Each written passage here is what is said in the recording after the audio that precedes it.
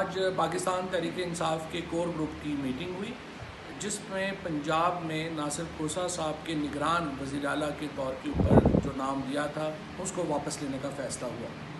جناب ناصر کھوسہ صاحب کا جو نام تھا وہ پارٹی نے دیا تھا اور وہ ان کی لیاقت، قابلیت اور جو ان کی ماضی کا ٹریک ریکارڈ ہے اس کو سامنے رکھ کے دیا گیا تھا۔ ناصر کھوسہ صاحب ایک بہت ہی قابل افسر کے طور کے اوپر جانے جاتے ہیں۔ ہم نے ان کا جب نام دیا اس کے بعد سوشل میڈیا کے اوپر، پبلک میڈیا کے اوپر اور خود ہماری پارٹی کے اندر ایک ریئیکشن آیا، ایک رد عمل آیا،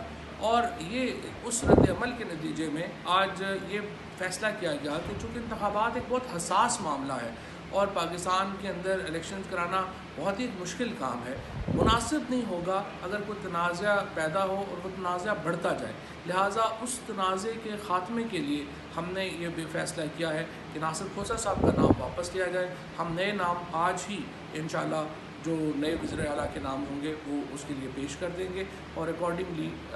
جو بھی فیصلہ ہوگا اس سے میڈیا کو آگاہ کیا جائے گا۔